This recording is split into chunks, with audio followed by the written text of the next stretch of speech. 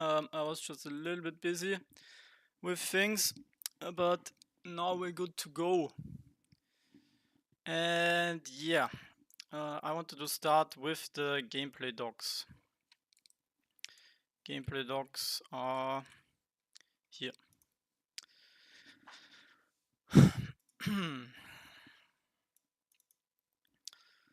So I think the playtest is already going live soon for the founders holders, so I could jump into the game as well now.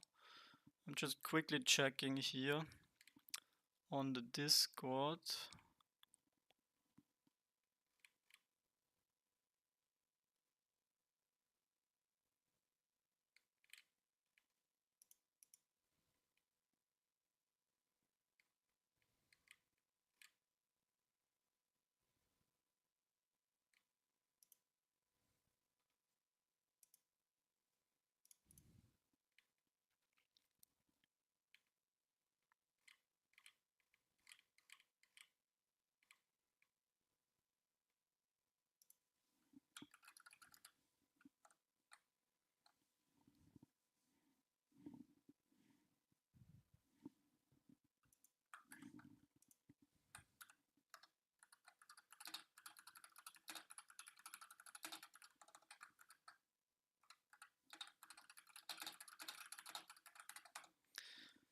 What's up, Crier? Are you ready? Are you ready, Crier? So, intro.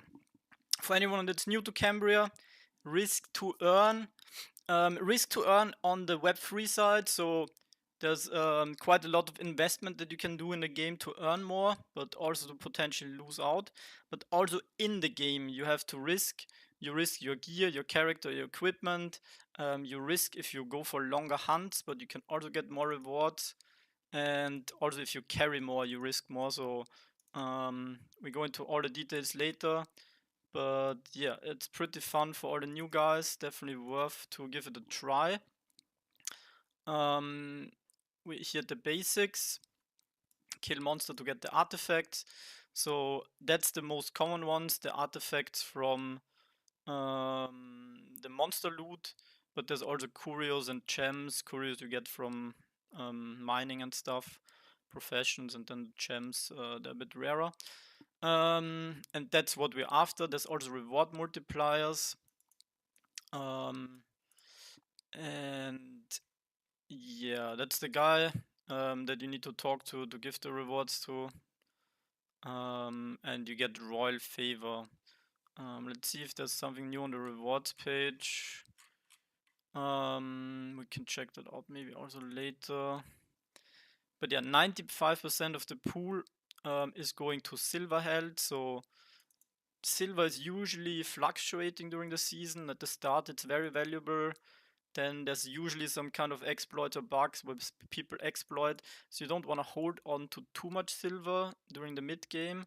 And then they probably add some kind of burn event where the silver is gonna get more scarce, and yeah, silver is gonna go up again in value.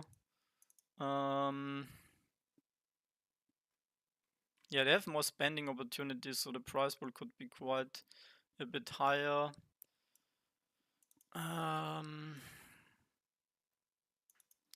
Top 10 gets a royal favor multiplier.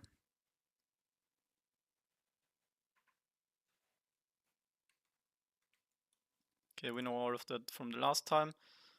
Oh, okay, we just had the rewards. Energy. So they they changed the energy system a little bit. Here, the new part. But yeah, for anyone that's new, you have different zones. Where was the Cambria map? Let me actually see if I can find it here.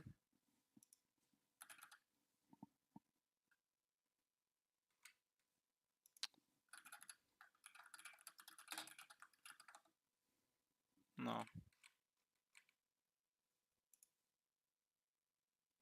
Ah, but the map is different now, right? So it's not gonna be the same anymore. Oh, we can't even zoom out. But yeah, we have different zones. So the yellow zone is usually like this one, the green area. And here the black zone is the tier 5, tier 6, tier 5 zone, or I think even tier 6. Here we have a tier 4 zone. And as you can see, the energy per second goes up significantly. So 20 times more energy in the black zone. I'm not sure if it's the same. I'm pretty sure they changed some stuff from what I've seen. I saw some posts. But yeah, so for anyone that's new, you have almost 2 times the energy, no, 20 times the energy consumed than in a yellow zone. 2 times than the red zone.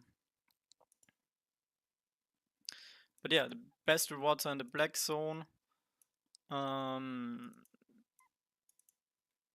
Yeah, so before you have a charter or energy orbs, you have 30,000 energy left to spend, but after that you need at least an orb or a charter. Fixed price in ETH, 100,000 energy. I think the cap is 100 million. So 100 million means 10 is a million. So 1000 energy orbs. 1000 energy orbs is the maximum if you want to get the full XP boost. So this times 1000 would be 1.2 ETH. That's I don't know, 4,000 US dollars. Which is obviously also overkill. You get an XP multiplier. Why could the XP multiplier maybe matter? Because XP multiplier means you can prestige. They added the new prestige system. So if you reach level 100, you can start on level 0 again and you have more bonuses. That might be worth it, depending on where the sweet spot is. I think, yeah, that is not needed. I think that's overkill, right? If we calculate, last time I think we were doing, how many energy orbs a day were we doing? I think we were doing like 10 energy orbs a day. 7? Was 7 per day? On season 1? Yeah, I think we were doing 8 per day on season 2. Let's see, there's no cap this time. And let's say you grind more, like 15 per day times 10 days. That would be 150 energy orbs, right? But you get 1000 on the full booster. So you definitely want to start with buying all the energy at the beginning so you can have the multiplier. So you can have the multiplier early.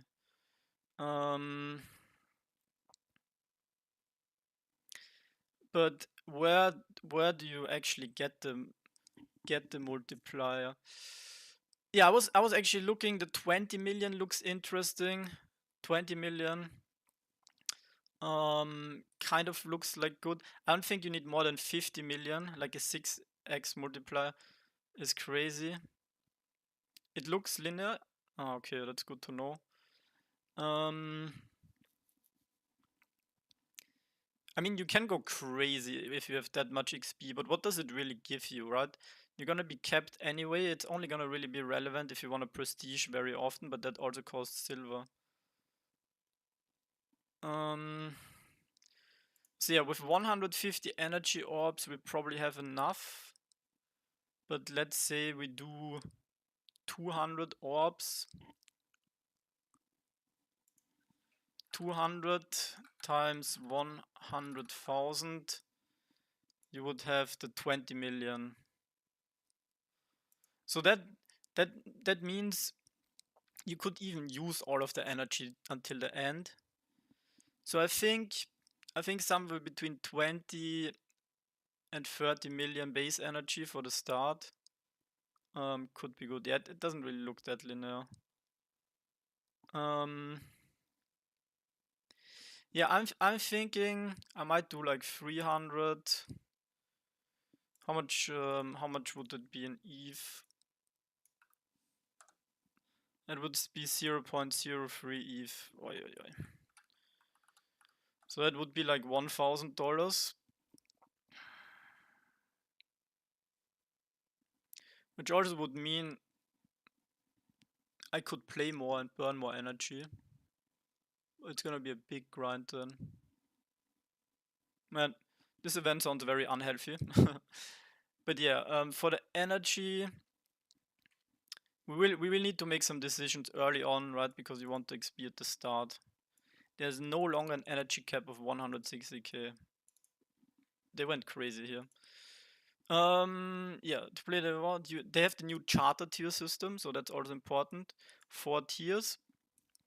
Only one charter can be used for depositing in only tier 1 charters. So yeah, I might also do some tier 1 charters at the start.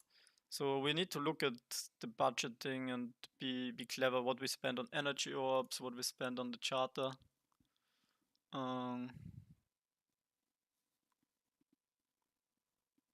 Yeah, so thanks for sharing that, Cry. It looks like a very soft scaling.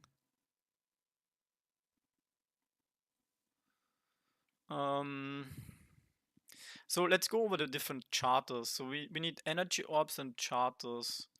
Now the question is, how many orbs will each scholar need? That's another thing we need to keep in mind. So we said last time we did 150 orbs. 150.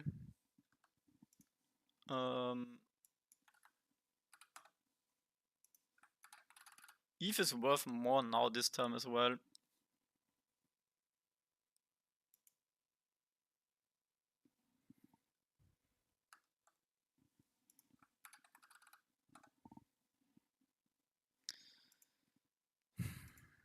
Yeah, we'll have to see. I hope we get some feedback soon for the Ronin fund. That's obviously gonna be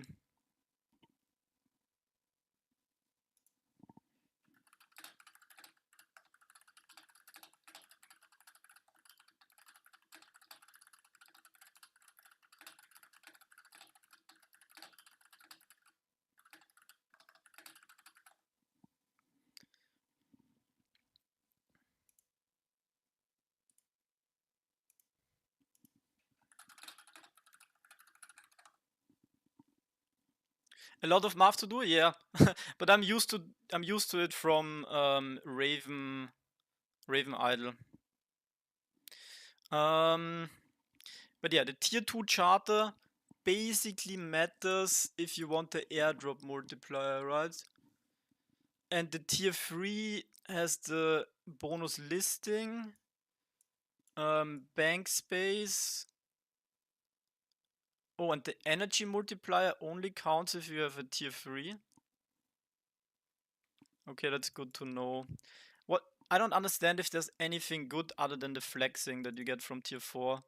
Arcane research, we don't know what that is. Do we know that? What is a scaled up character? So you can be bigger. Unique name effect. Yeah, I don't think I'll go for this, so I'll go for the tier 3. I'm actually gonna make a strategy sheet real quick for season 3.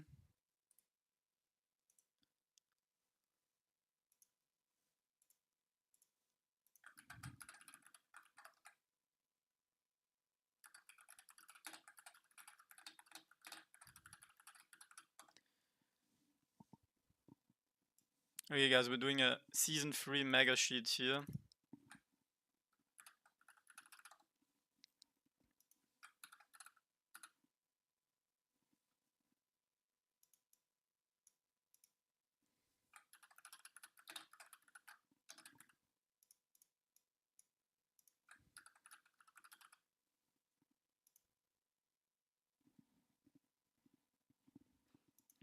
So with energy orbs and charter, is there anything else? We also have orbs burning, that's gonna matter for later. So charter, tier 3.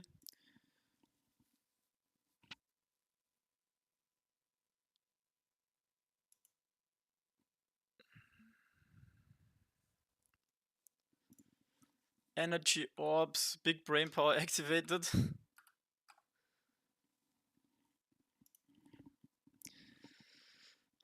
Yeah, well, if we don't plan this well, then it's gonna be a problem. So yeah, if we have 0.0 what? How much ETH? 0.05 ETH. Then 300 orbs.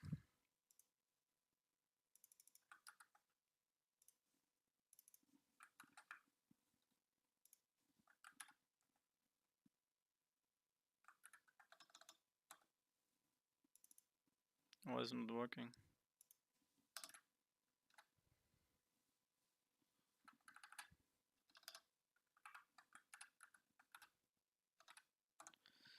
Okay.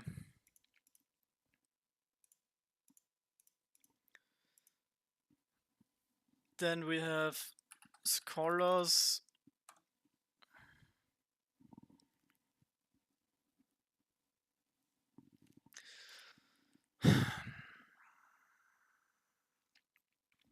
Okay, maybe because scholars are like there's some scholars that want the tier 2, right, for the airdrop multiplier.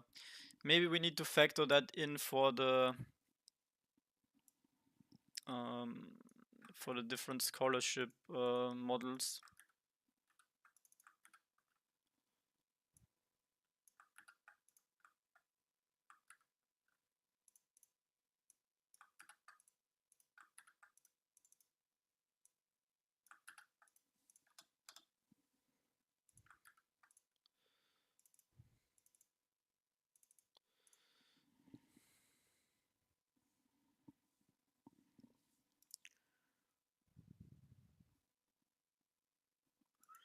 Also, what's the maximum orbs we can give a scholar? Let's say 100 orbs is this times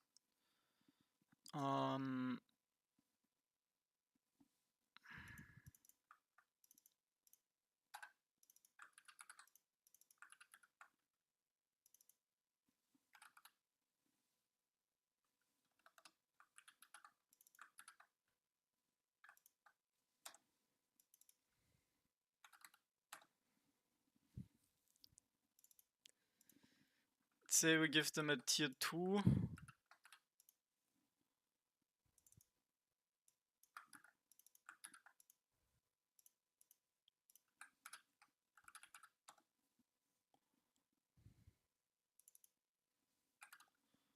What is the ETH price?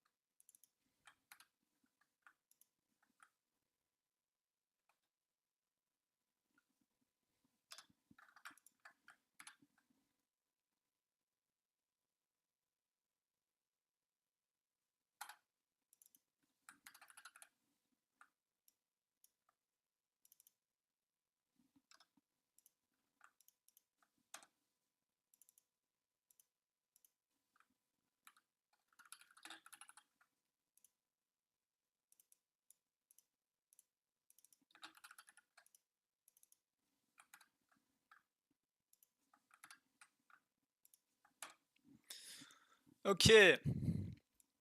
Okay. Next up.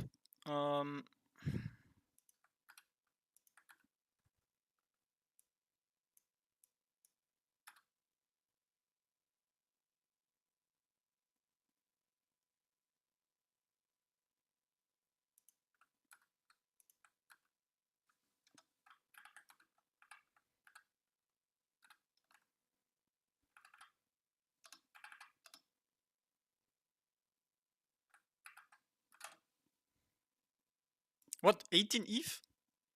How do we end up with 18 ETH? That is not correct. 0.01. Okay. So $400 per scholar is pretty expensive, guys. Okay, with some errors here.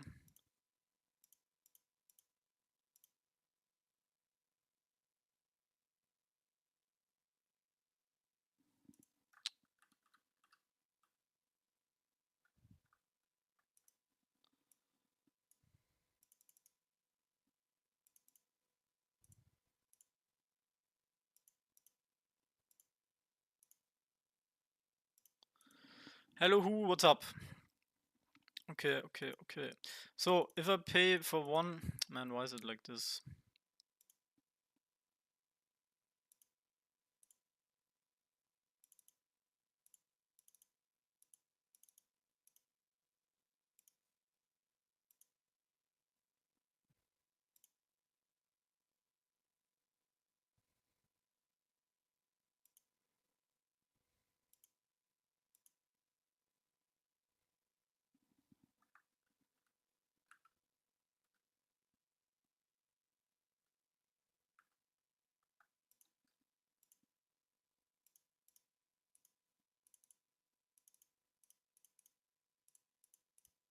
Okay.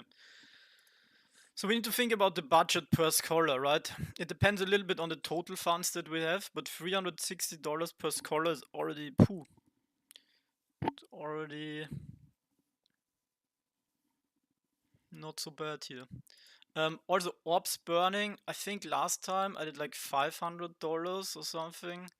Orbs burning is gonna be more expensive this time. But yeah, let's continue here with the charters.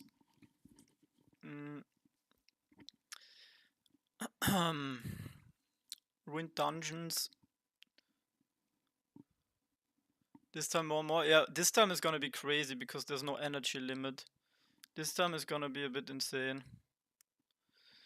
Ruined dungeons. So that's a new thing, right? This is the 1 versus 1 dungeon. That's kind of where it's gonna be interesting because we have the experience booster. So with the faster experience from the energy orbs, you're gonna be way stronger. So if these are big and you need the experience boosters, this is actually gonna be one thing where you can pay to win and win the 1 versus 1. So in season 3, Surface finally gives way. Unstable corrupted with power. What are ruined dungeons? Corridors into the underground. Spawn dynamically. Each dungeon has difficulty that matches the region where it appears. So if you're doing this in the highest zone, it's gonna be very difficult. Self-contained instance that one other player can follow you into. So one guy joins and the other one is basically invading. It's probably gonna have very good rewards.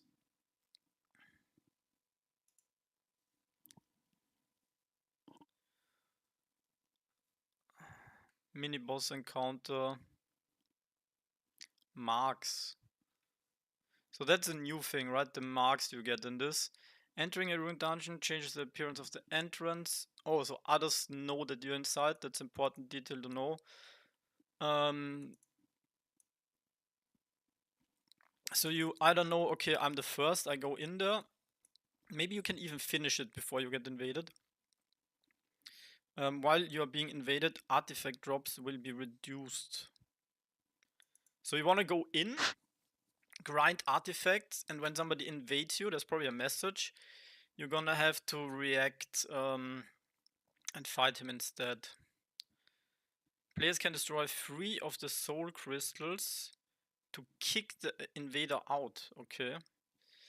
The only way to leave the dungeon is by killing the mini boss. And then you get teleported back. So there's a portal. Oh no, that's the chest. Traps. Yeah, it's kind of like Aether Rift. That's a good comparison. That's a good comparison. The game is not like Raven Quest, but some mechanics are similar. The game is very much like RuneScape. Some people would compare it to RuneScape. That would be the closest from the mechanics. And it's like click to move, and it's like less about the skills and abilities and more about just the clicking. Fire traps, trigger traps. Okay, so we don't know how good these ruined dungeons are, but they're probably gonna be very important. You can get marks. Forgotten power left behind by ancients who carved them. Okay, that's just lore. Marks are tradable buffs dropped from ruined dungeon chests. Too long, didn't read. Activity Attuning activates the mark's power and gives you its buff. Can only be done in safe zones. Okay, so you need to do this before you go out for your hunt. You need to activate the buff. You can equip 3 marks. So there's probably gonna be multiple ones. Oh, so you can, they are like permanent and you can actually unequip them and then equip them again. Player with monster, player with player, hybrid utility. Ooh, there's a lot of these marks. So we're gonna have many of these buffs. Are there different tiers? So we don't know yet what they do. But yeah. That's probably like, I don't know. Yeah, we can only assume, but there's probably gonna be some useless ones. Some OP ones. Maybe this summons creatures. Maybe this deals bleeding damage, right? If it's players and monsters. So yeah, we'll have to wait out to see which marks are good. But it looks like you probably lose them. It's gonna be like a new inventory slot almost. Boosts. Wait. Yeah, that's for later, the boost. The paymasters. So yeah, paymaster system is like before. Should also add that to the sheet for spending. But that's more like the individual spending. Let me make this a bit better. Whoop. Orbs burning, charter, syndicate.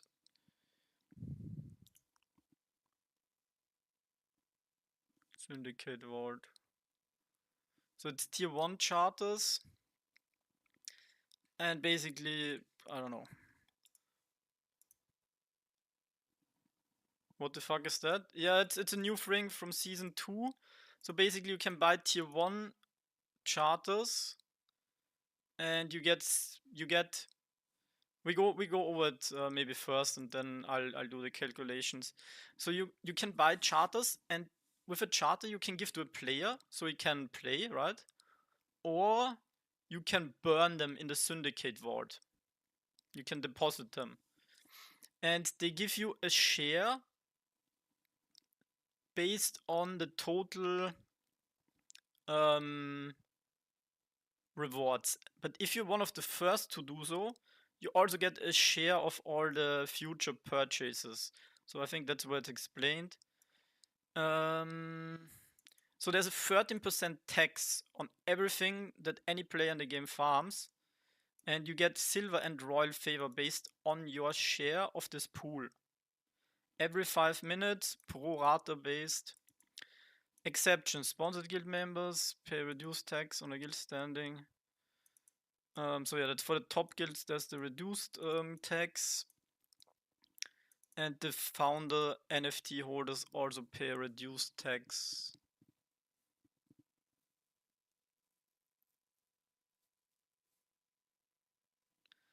Players can choose to be a paymaster. Yeah, that's if you do a syndicate or if you sponsor players. Charter cannot be used for both. Yield per share diminishes, that's obvious.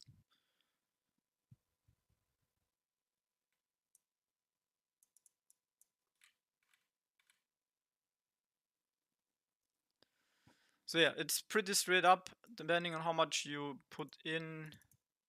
Time to buy fauna again.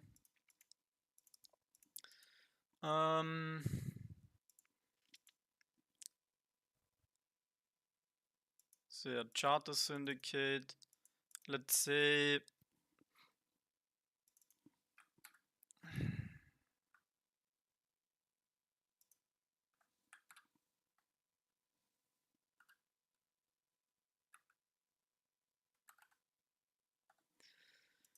let's say 100 charters, that would be 1 ETH. That's pretty expensive.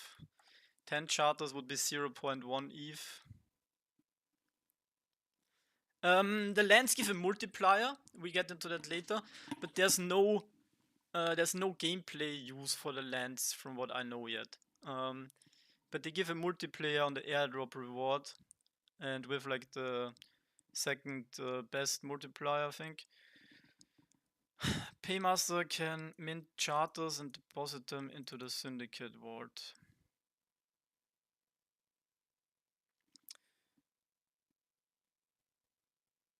Do we need to invest? If you're a scholar in a guild, you don't.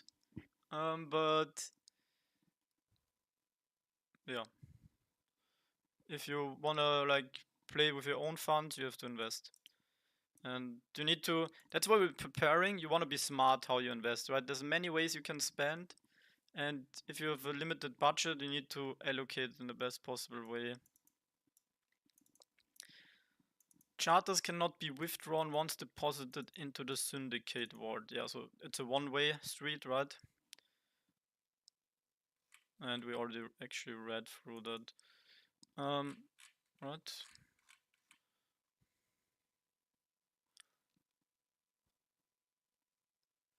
Disrupting top guilds reduces their members' cash-ins. Reduced guild earnings from the tax. Okay, guilds. And are there any farm? Is there any farm? Not sure what you mean with that.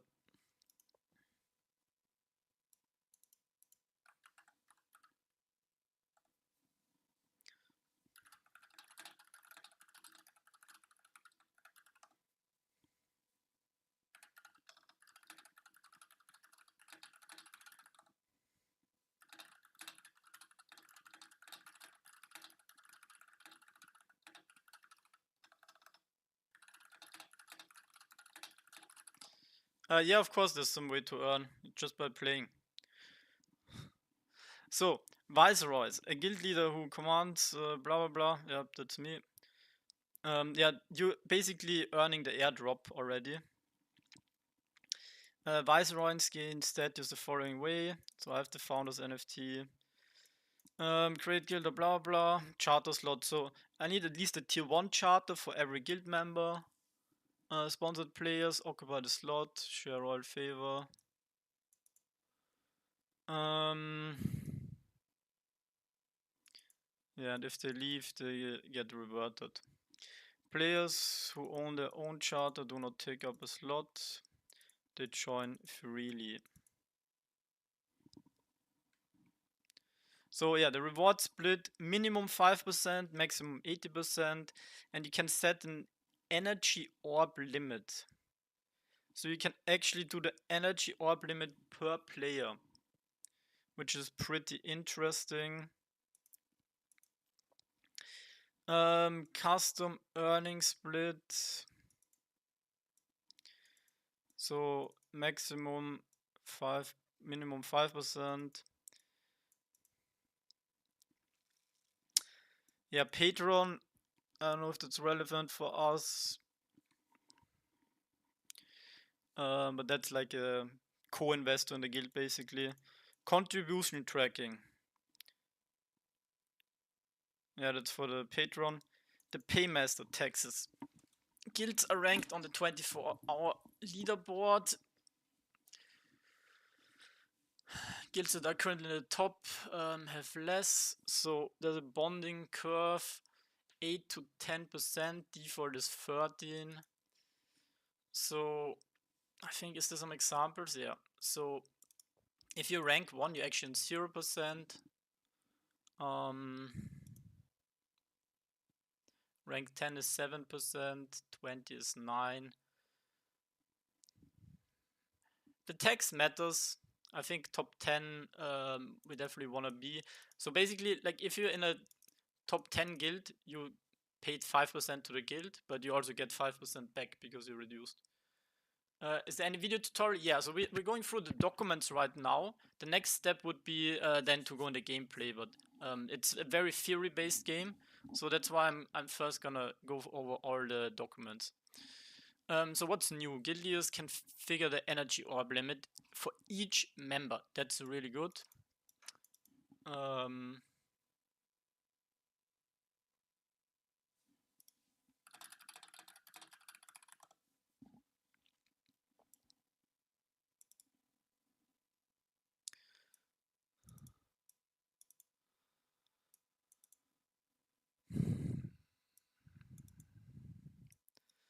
So the guild save, a separate storage tab. Only viceroys and captains can withdraw, so we might also make use of that. Guild tracking, so we can track royal favor earned, royal favor per day, resources gathered.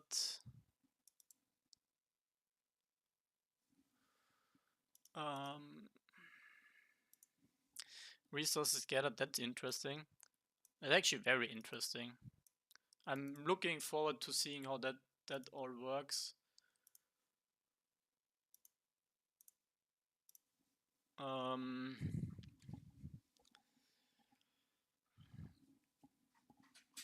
Energy orbs used and withdrawn. So like we have very good data. So for anyone that's interested in becoming a scholar, we're probably gonna do like a very performance-based model. That's why I want to give you guys the chance to be as prepared as possible. So yeah, obviously I'm gonna support the top players the most. Players must cash in royal, so it's a win-win for both. What's up, Maya? Players must cash in all royal favor items in the inventory before leaving or being kicked. All guild access is revoked upon exit.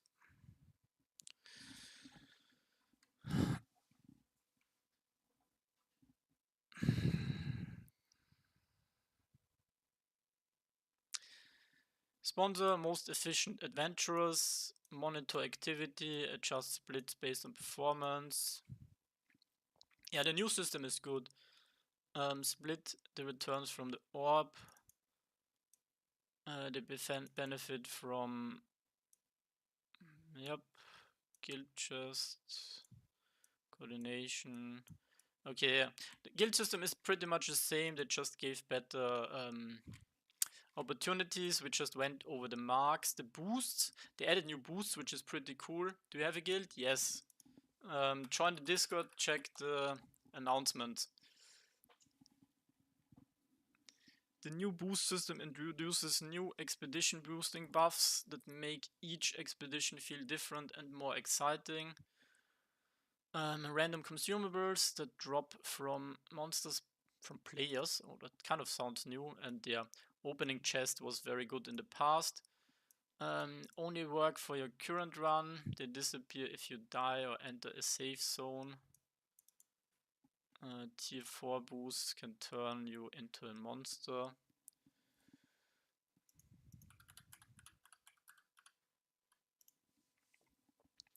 Yeah, and the boosts now have different tiers, which is also interesting. So 9 boosts. Did they? Yeah, that's the chances of getting a boost also. So you have only 2% for a tier 4 boost. And the tier 4 boost is 20 times as good. I think Strong Ale before was 50, which kind of was the tier 3 boost. So they added more stuff on the lower end. Yeah, Lucky Charm, so these are all old, but this is new. Reduces damage 50% is huge, especially if you do PvP. Attack speed is also very big. Special tech regeneration, that's kind of funny. And keep in mind you can stack those, so you can find multiple. Wealth is more drop rate, bounty gather. Skilling speed, so that's for all the farmers. Okay, so yep. The heat blobs. I'm not sure yet how that works. I read through it once, but it seems a bit yeah. We need to look through it again. Shows you a UI how solo friendly a group contested location is. Heat centers. So basically this is how it looks, and we know if there's many people. 0, nobody, 100, heavy contested. But how do we... I have a hard time understanding how this is gonna look. because this is basically based off heat center. Solo friendly. Yeah, like how do we know where the measuring point is, so to say?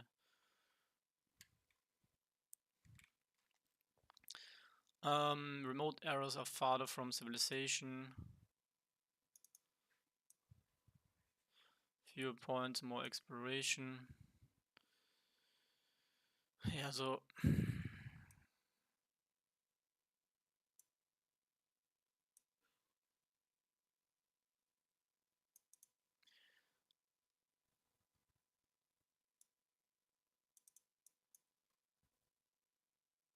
so the heat index influences several things in the game.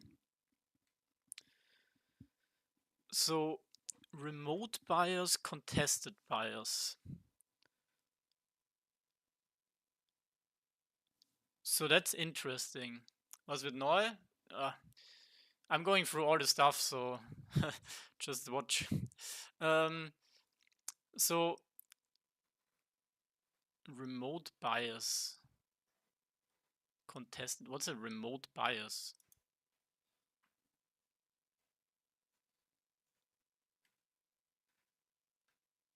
So remote bias are basically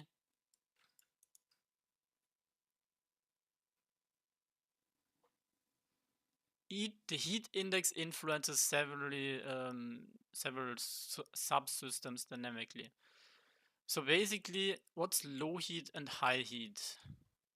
High heat is in the center and low heat is in the outskirts. So why would there be anti-group threats? So is it basically if you're as a group running into a low heat zone, it's gonna spawn ambushes more likely? I don't understand why it would be like that. And if you're in a high heat zone, it spawns anti-solo guys. Not sure what's the reasoning behind this. Loot, reduce penalties for solo kills. So yeah, that's obvious. So if you're basically with a group hunting in a low heat zone, if you're surging, it's basically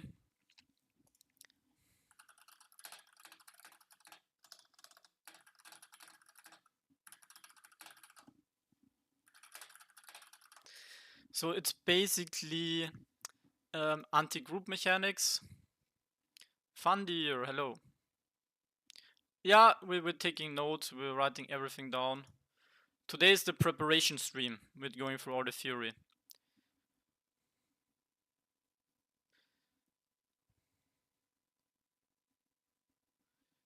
Reward density. So, okay, so these are the groups where they protect solo players. Less penalty for solo kills, threats against groups, increased stress. Large groups have more stress. Higher variance, more dynamic node spawn chances for. So maybe that's a predetermined thing. I was thinking, okay, that's maybe for tracking, but that looks more like, okay, there's a heat zone. That means if you're a group, you want to be here. If you're a solo player, you want to be somewhere else. I think that's how it's gonna work. Focus fire, damage reduction based on amount of attackers. Significantly higher damage reduction when multiplayers target. So yeah, as a solo player, you want to stay out of the heat.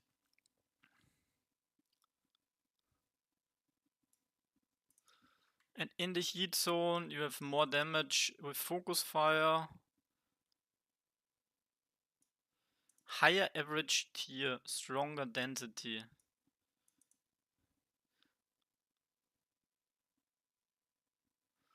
So more rewards here. Massively reduced stress. So there's less stress in the high heat areas. Or what even is that word? I don't know. Ansteckung. Oh, so okay, so if you're a group, you okay, contagious. So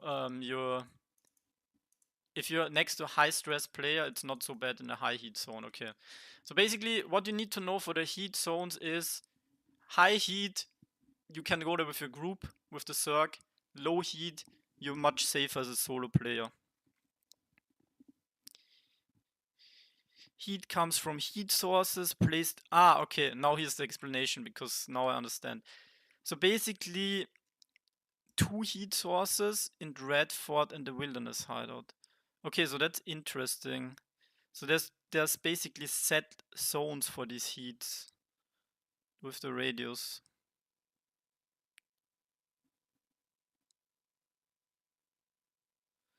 Yeah, it's kind of close to the safe zone, but that's just like how the Zerging was always, right? Like people were camping on the towns and shit. Areas outside all sources are 0. Okay, so that's on 0. You get camped? Yeah, that's well, then you need to run the other way, or I don't know. Highest value wins, okay. Extra blobs player density visualization.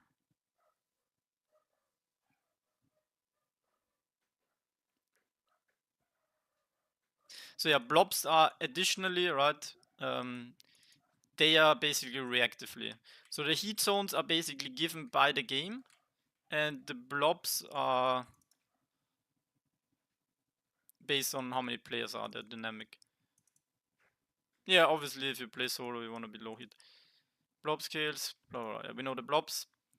Player killing outside the main capital of New Cambria, blah, blah, blah. Safe zones, yep.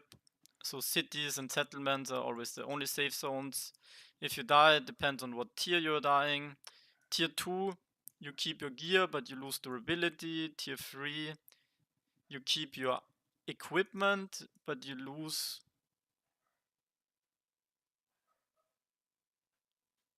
Oh, tier 3, you also only lose armors and weapons. And in PvP, you lose dropped armor. Wait, did you in tier 3 not keep your armors? I'm confused.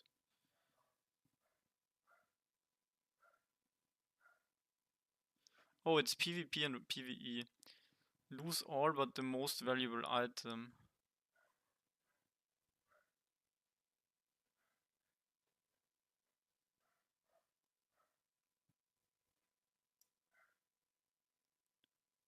Wait, can somebody explain this to me?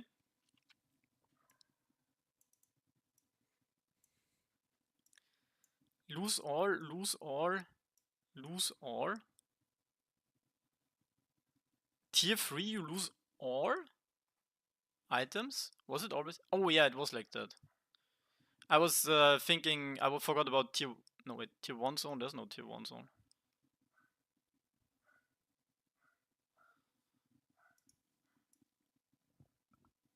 So here in the tier 3 zone, yeah, I'm trolling. Yeah man, it's...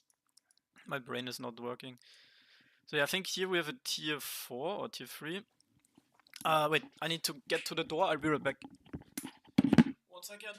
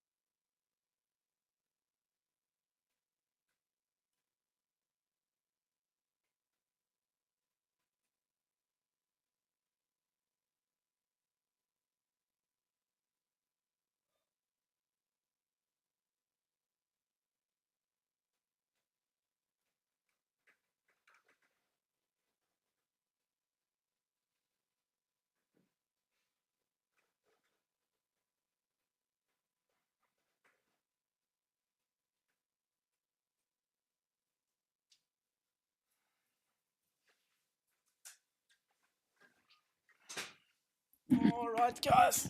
Sorry. So I'm back.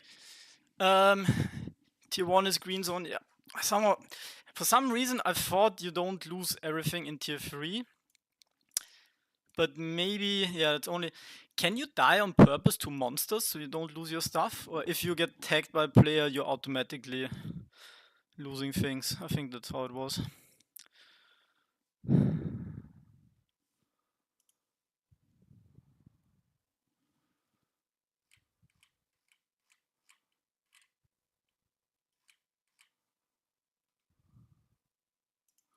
Well, anyway, let's get back to the boosts. We went over the boost.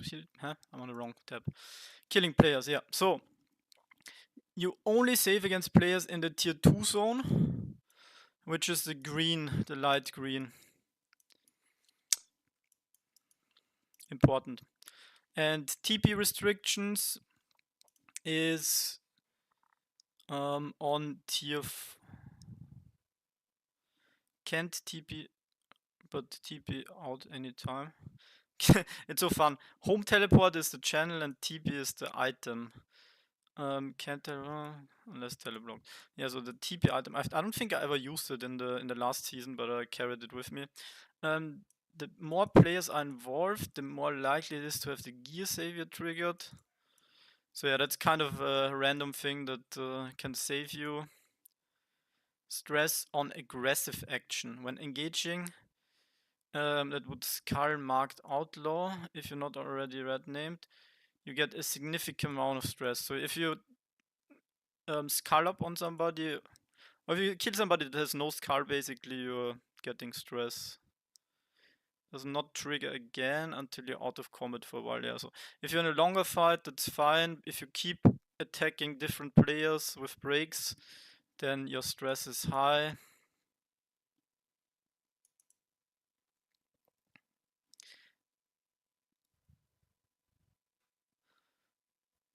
So basically, if you you also give the player your attacking stress, that's like super grief.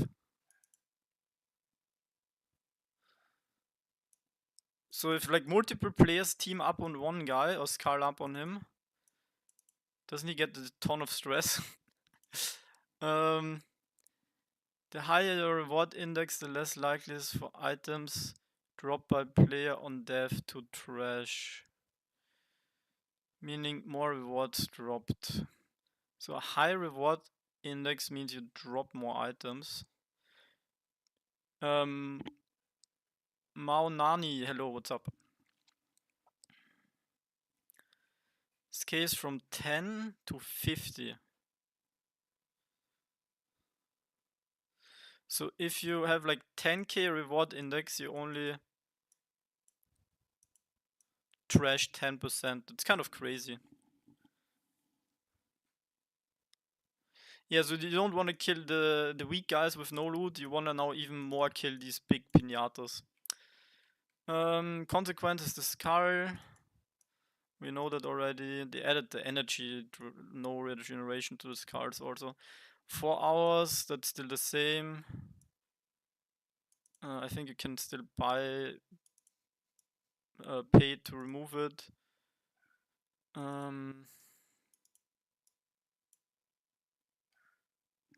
Multi-way PvP, yep.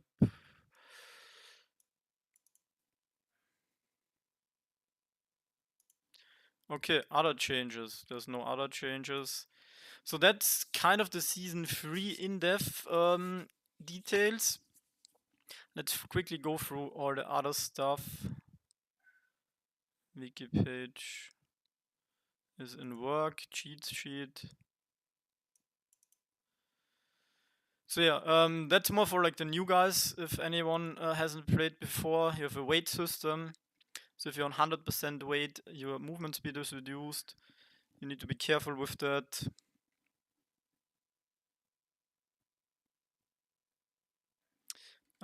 Trading post, I think you need a charter to be able to trade, but that's very important later on in the game to get your silver, trade with players. Repairing, just like any other game. The store, that's gonna matter a bit more early game to get some silver. And you get your coca leaves from the store.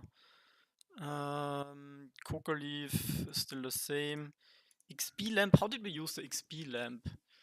I think you could level up your the thing that lets you go through the holes. I don't know what the skill was called, but that was useful. You can play free to play, you can get sponsored by a guild as well, or you can risk your own money. But yeah, I think it was like thieving or something where you could, or dexterity, was it dexterity? Agility, yeah.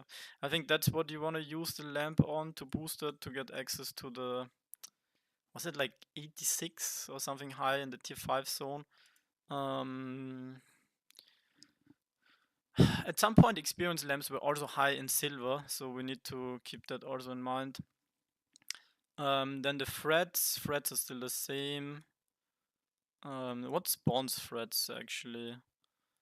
I think it's stress based, right? Like it's always the stress. Mystery objects, so those I need to use way more on the start in the early game to get silver. Very important.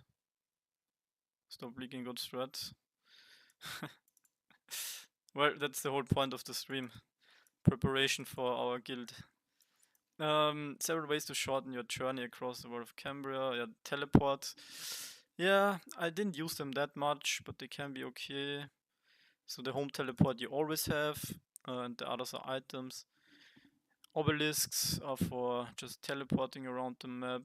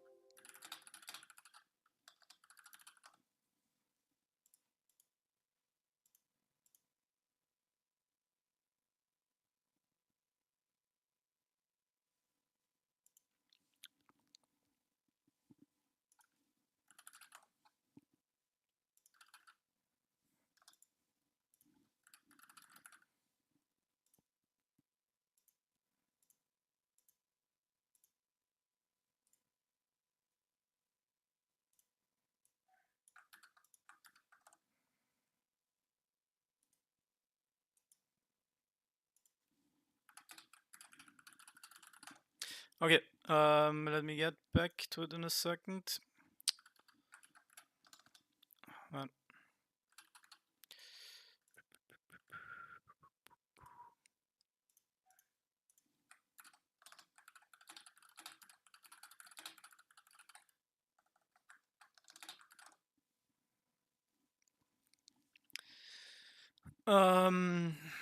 Teleport NPCs. Yeah, there's nothing important here. So earning trinkets. That's gonna be super important that we do the most push for trinkets early on. Trinket multiplier. All multipliers stack additively. So what do we have? We have the charter, the tier 3 founders. Would have been nice to have 7, but it's like more than twice as many for only 0.5 multiplier. And we have the 7 islands, so yeah. Luck index, approximately 3.15 average multiplier. Base is 15. So that's where we got really lucky the last time. I don't remember the statistics. Boosted bribes. Pity factor. Oh, so they have a pity factor now. You don't even need to get that lucky.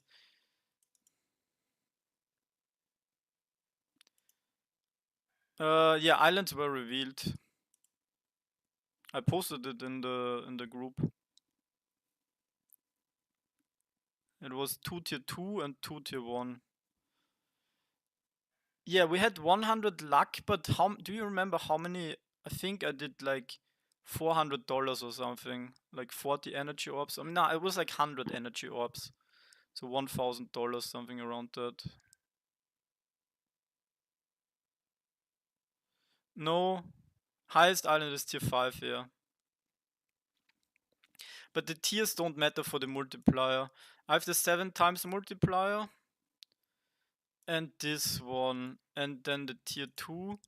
So the multiplayer without the charter is gonna be 4.5, 4.75.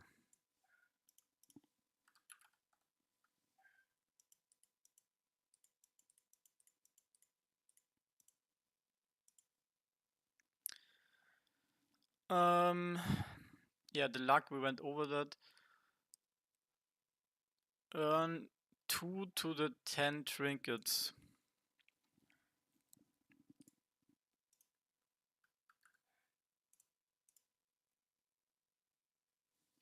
One second. Need to check it again.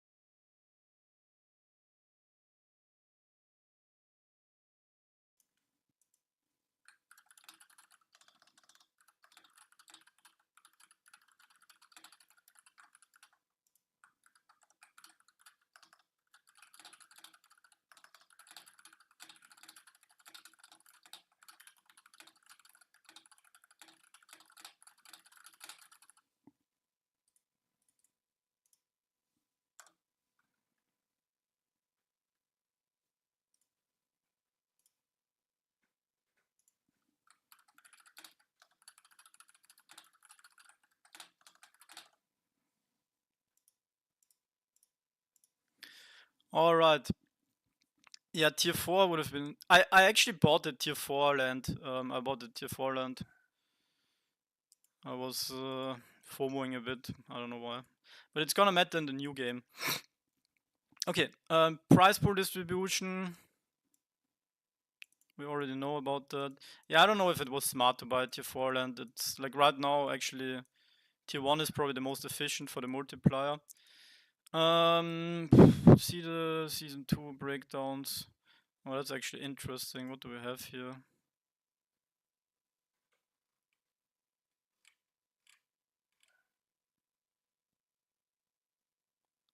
$760 ETH from abstract and 400k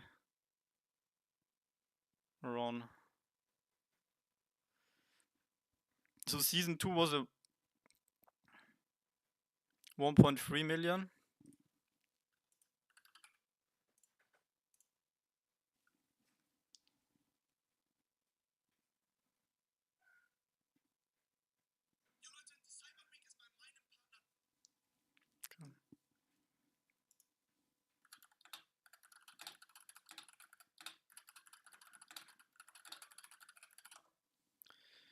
Okay, season 2 was 1.3 million and season 1...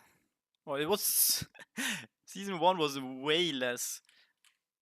I hope if it's more players this season again, the servers are gonna be stable. Could be crazy. So energy orbs, yeah. Okay, this is empty. Bug bounty. I don't know anyone that received the bug bounty. But yeah, I think it's cool that they do this. 35 even bug bounties. Yeah. That's it. Did they change something? I swear there were like more game docs. Bullish? What's up, Logic? How was the YGG event? YGG Summit, I saw you were taking care of the booth there. Yeah, so that's it with the docs. So what I prepared a few tweets that we can go through also. What is some good info? Let me actually pull it up here. So I read the entire Cambria doc, so you don't have to. Nice. So let's sum it up. The gameplay loop, we already know. Silver is going to be important in the end. In the early game, we want to care a lot about royal favor to generate more bribes.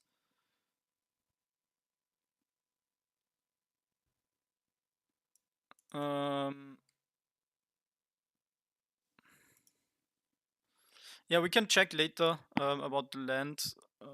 I don't know yet. I need to look into that.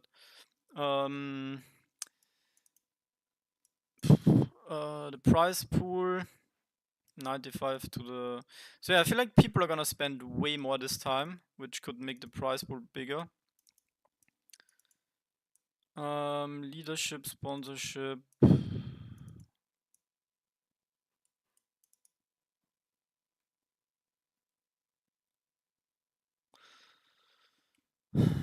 Yeah, so one thing I'm not yet sure is how many charters should burn. Dick Kulus, hello, what's up on the Cambria Discord? Nice, what's going on the Cambria Discord? Oh, damn, got a shout out. No.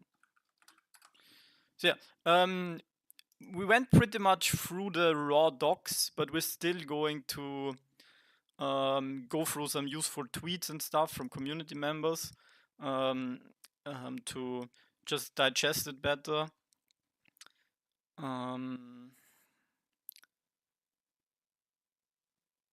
yeah, the bribes are gonna be super important. We need to push early.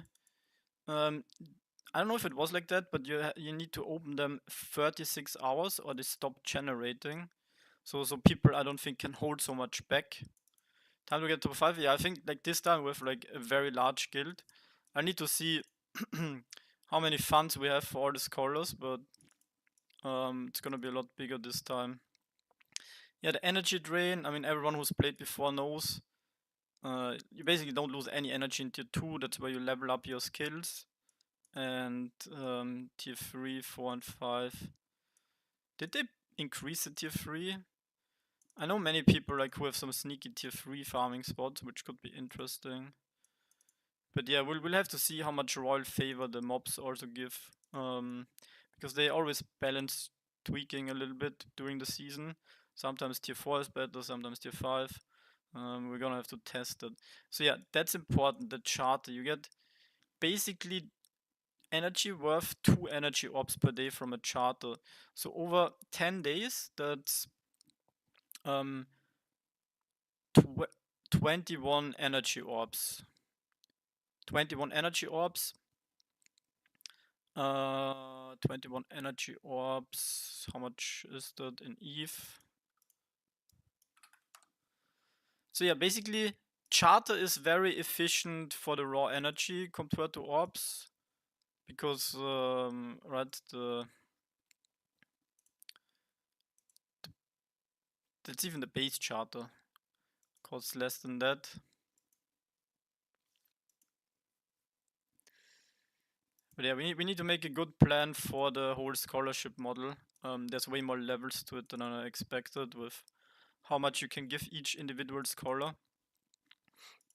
Yeah, so back to the post here. The ruined dungeon difficulty matches your tier. So maybe it's actually worth to farm like lower difficulty dungeons, so you don't have strong invaders. I think that's something we can aim for early on as well. I feel like if it's very good, later it's gonna be over farmed. The marks are interesting. They only drop in these ruined dungeons.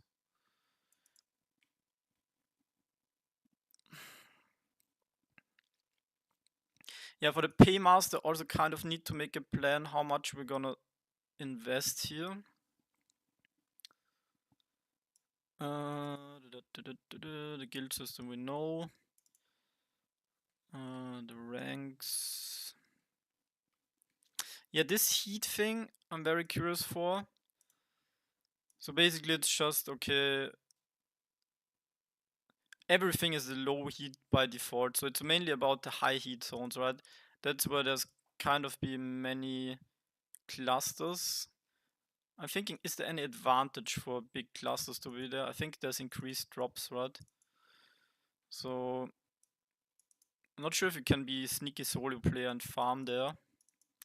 Probably a bit risky.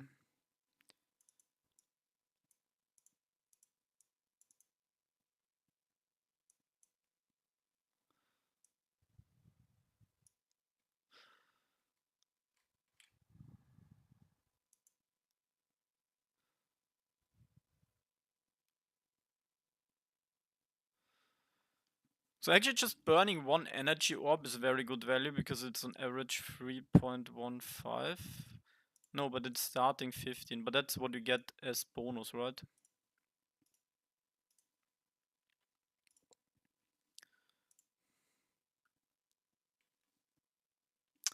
Okay, yeah, that was pretty much a sum up of the post. We have a class guide, then we have this infographic, and then we have a playtest post. So let's get into the class guide maybe. Which class should I play? So that's the new prestige model. Cryer, are you still here?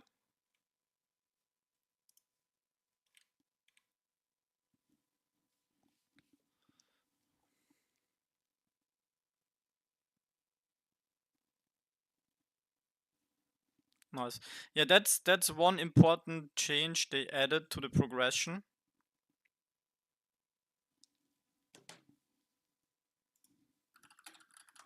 So you can just over time, if you gain experience, get points, and before you prestige, you can have one skill build with 5 and the next one with 4.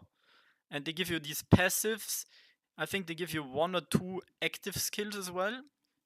And what was very good last season was melee and ranged. I think with a focus on ranged. But also melee and mage was good. That's what I did. But with a focus on mage then. Man, I'm getting these.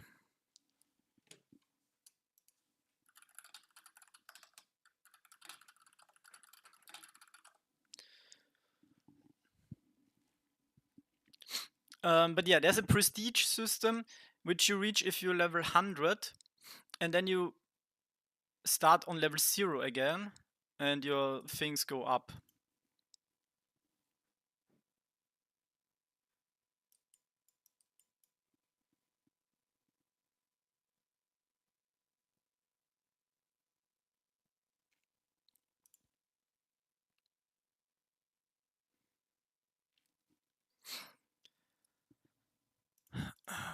It was this post, okay. We're officially 7 days out from season.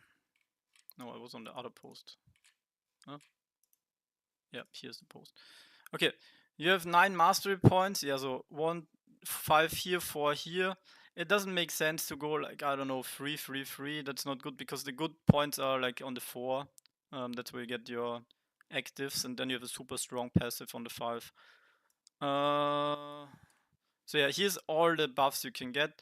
So melee, you can get a dodge chance, you can get more accuracy, more damage, more experience, so lots of passives, which are very good. Then you have the ability, I think that's like on tier 2. You have crits, and then you have lifesteal, that's really big. And then you have chance to recharge the special attack. So attack speed is also really important to trigger these more often. And I think every time you prestige, you also get attack speed. So yeah, you can... Yeah, the prayers was not so nice. I'd rather take a defensive prayer to take less damage than take the lifesteal. Lifesteal you can only take if somebody else is tanking for you. But yeah, melee, just like always, you need lots of heals, but you don't need to spend on anything else. Range was very good because there was an item that let you that lets you get your arrows back. There was a quiver where you could get the percentage of your arrows returned. I think the abilities were not the greatest. You have one actually that's like the cleansing potion where you get CC immune. That's okay. But yeah, that I think that ability was a bit shitty.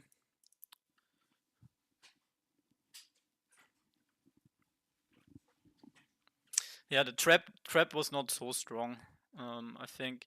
And then Mage has the Frost Nova, very good. And then Mind Control. I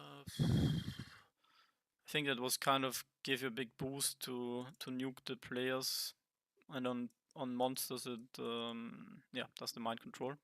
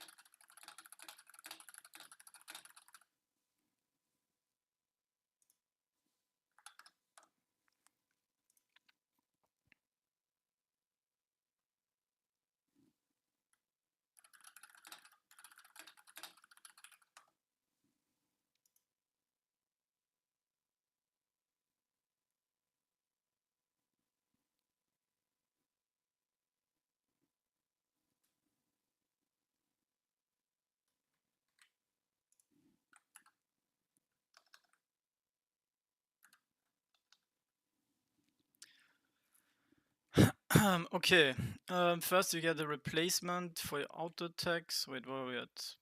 Oh yeah, that's also one nice thing about the mage. There's actually a skill that lets you not waste runes.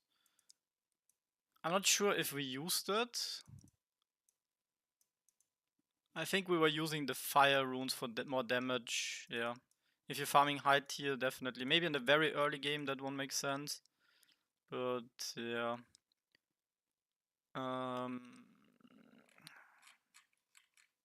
Where's Archer again here? Ranged archery? Oh, no, Archer. That's a weird order.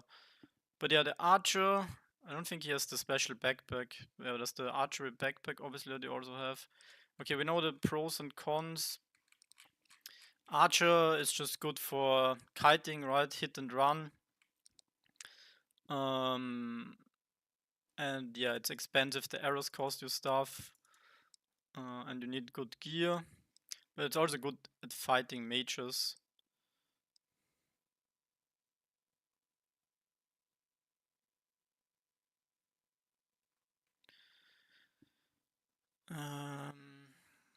Yeah, this one is the backpack, which is huge. And yeah, potion is something that we definitely need to look out for again this season. Mage, obviously very strong in PvP and also late game. Mohammedos, hello. And yeah, you're gonna need a farming account that farms the charges down here. The luminescent mines for the ores.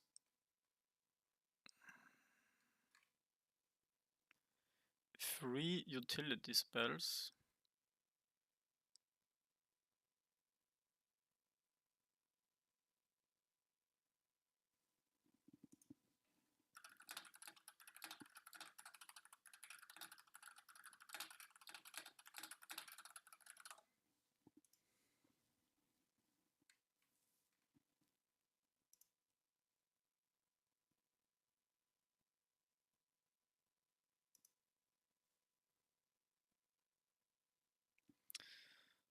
Yeah, wind is kind of the cheapest.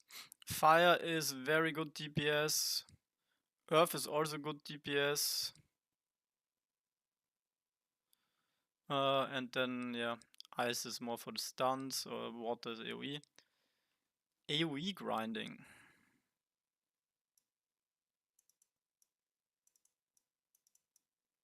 I'm actually not familiar with that strategy with AoE farming. But yeah, there's also a spot with the zombies where you can potentially do that.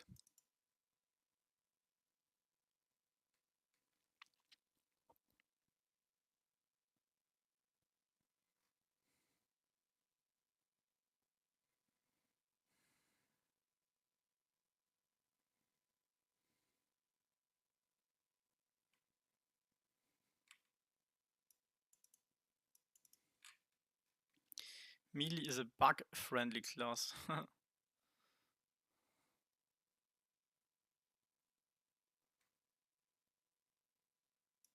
Yeah, I'm not sure about the healing prayer. I think that's a bit overrated. Rather use the defensive ones. Oh yeah, we were also using the lamps, I think, to push the prayer. Or were we buying? No, we were buying the bones. Yeah, bones from the market. That's also something we need to look out for, the bone prices when they're cheaper. Yeah, the poison weapon was very good early on, especially if you have like a tier 5 monster farming and if you have something range to swap. Yeah, okay, I'm not 100% sure at what I would play. Maybe mage melee again, or maybe melee ranged. We'll have to see.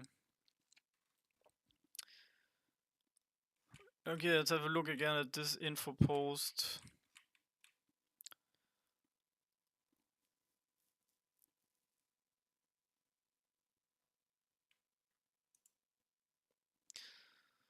So the rewards, we got cash from the prize pool split and then the tickets.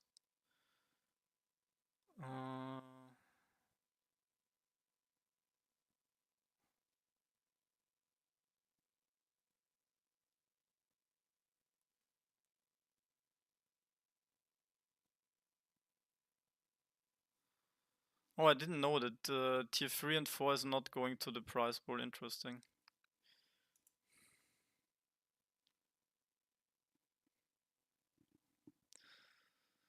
So yeah, if you want, anyone can check out the game for free, but you need to pay or have a guild to earn from it.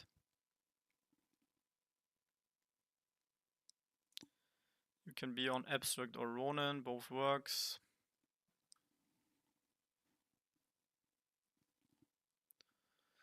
The loops also pretty.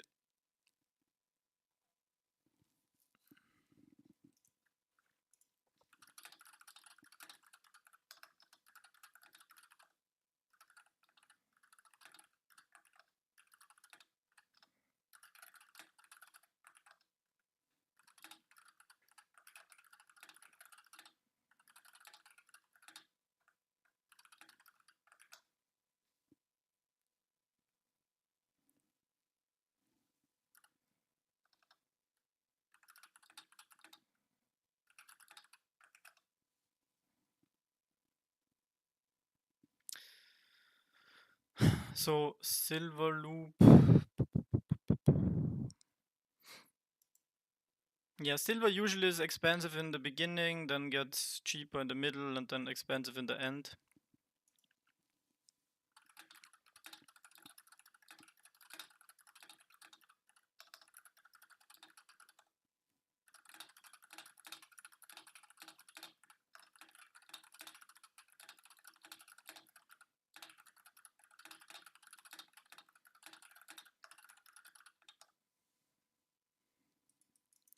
Yeah, I think the playtest is even going live today. Let me see if we can already get in. So might check.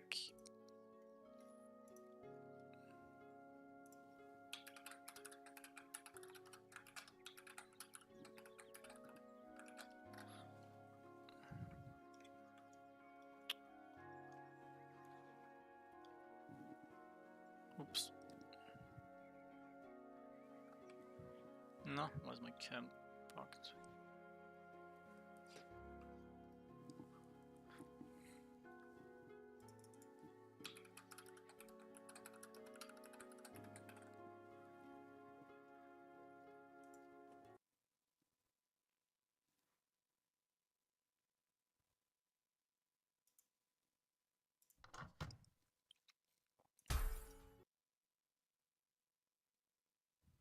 Oh, we're in the game, guys.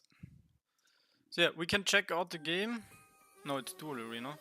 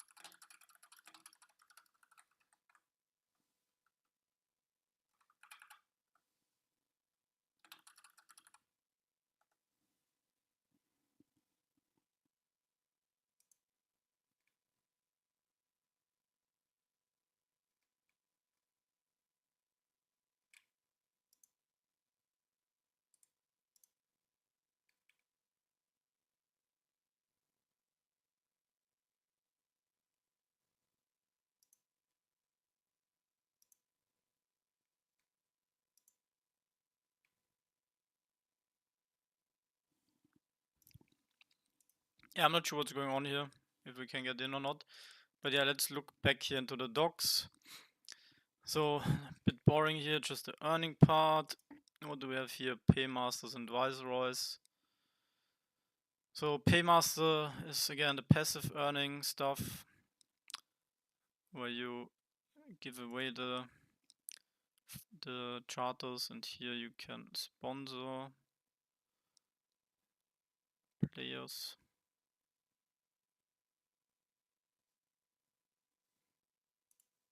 Okay, we know all of that. Yeah, so I think tier 1 charter is for people who only do mining and fishing. Tier 2 charter is for people who wanna get the airdrop.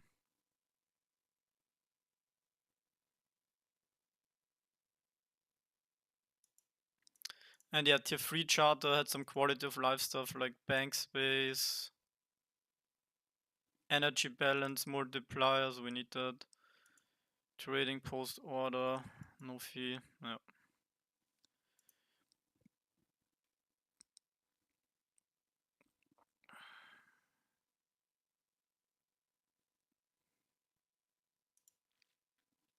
Oh, nice, with the different zones here. I'm not sure if the map is still the same, but yeah. I know some people did very well farming tier 3. It's very safe, and you can get very high multipliers. Maybe I'll try to do that more in the early game. Or in a group you can rush into tier 5 and try to get really lucky on the good loot. Or maybe even in tier 4. You can kite many monsters in this zone, so with Archer I think getting early into tier 4 makes sense.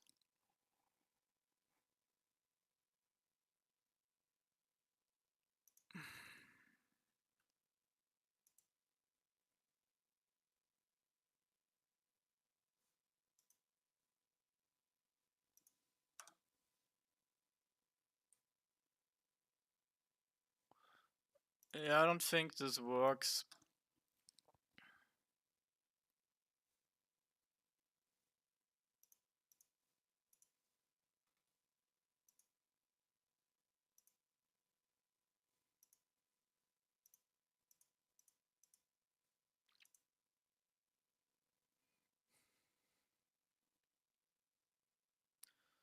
Man, having 21 founders is crazy.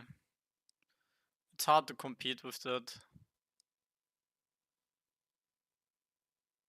I wonder how many people have that.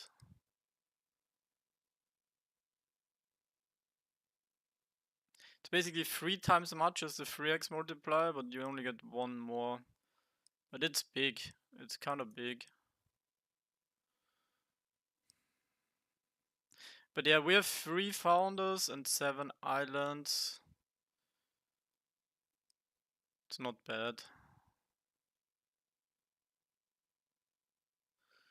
3 island already is a pretty good one also for the cost versus benefit.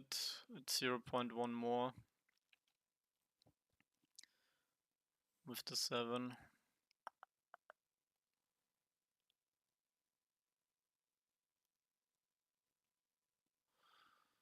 Okay. Oh yeah, there's also other ways to earn again.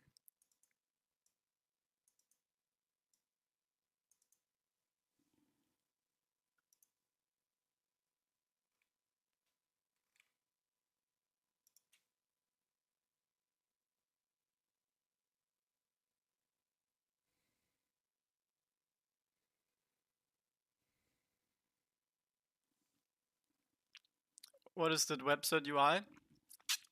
That's a guy making info posts. It's Twitter.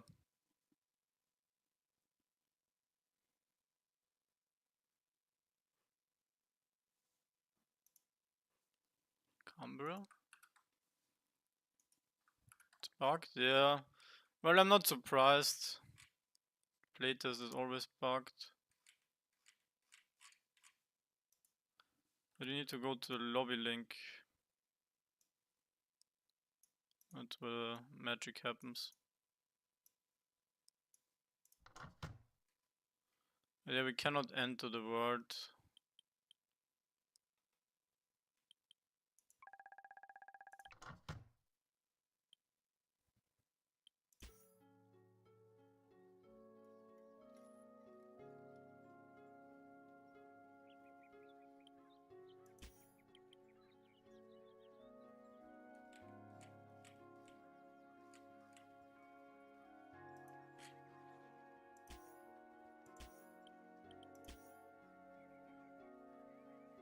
Oh, I need to transfer my founder NFTs. I have them on another wallet. Yeah, there's no... It's not live yet, I think. Or is it?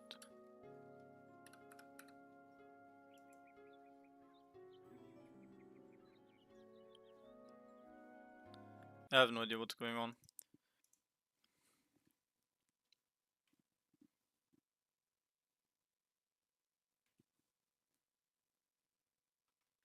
Okay, that was nice, but nothing crazy new.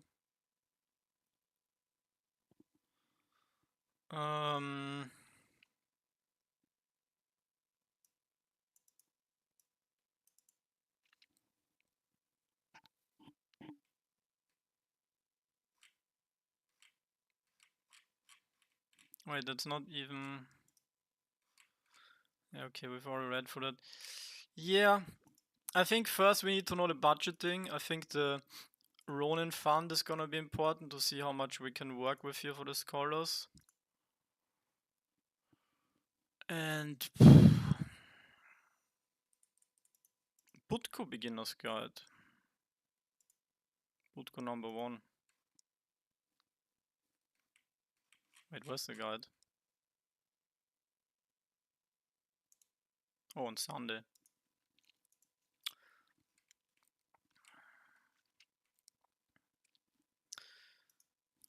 Yeah, I think the playtest is gonna be important. To be honest, not that many new things in season 3 that changed the overall strategy. So I think it's more about what mainly changed is like the earning part. How much budget and stuff we're gonna need. Like if I have 10 scholars at 360 already, that's 1 ETH or yeah. $3,600. It's gonna be a bit pricey.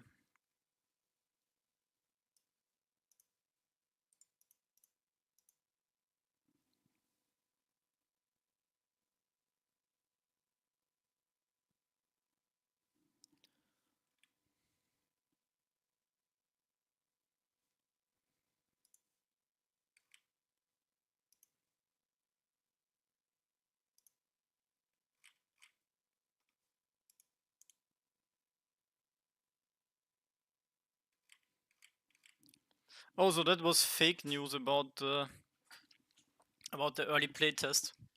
I don't know who said that.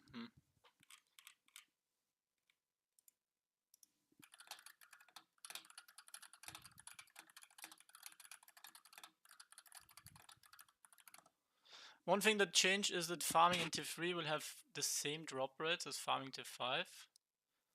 Oh, really? I haven't seen it in the docs. Well, drop rate, yes, but one thing that matters with the higher tier zones is that they drop. No, they have a higher. The monsters have a higher drop EV, expected value, on the artifact. So I don't know, if you kill tier 5 monsters, they give you tier 4 artifacts more often.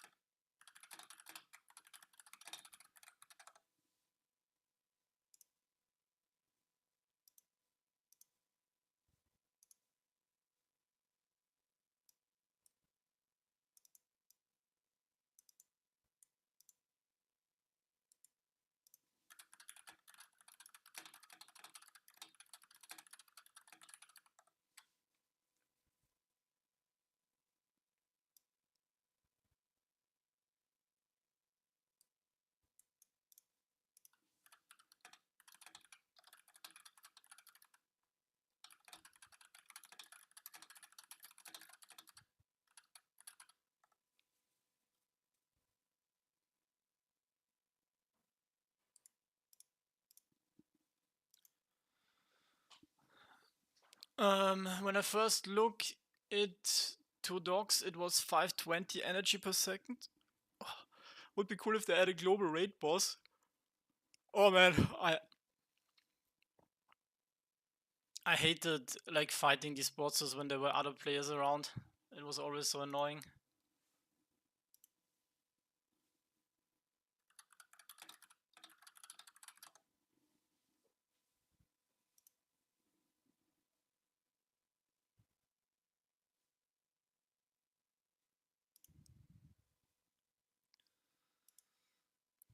But yeah, honestly, for anyone that played season 2, there's basically nothing to learn.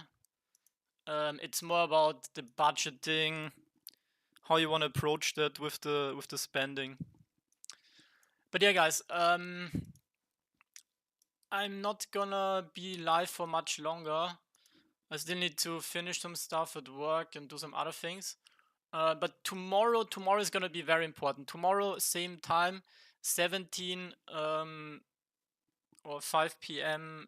Central European time, we're gonna do the gameplay. We're gonna play the playtest, and yeah, that's gonna be really important because a good start, especially in a 10-day season, matters a lot. So yeah, make sure you guys are here tomorrow. Tomorrow, I'm gonna write it in chat. That's when we do the playtest. I'm gonna stream all of my early game, so you guys know what's up.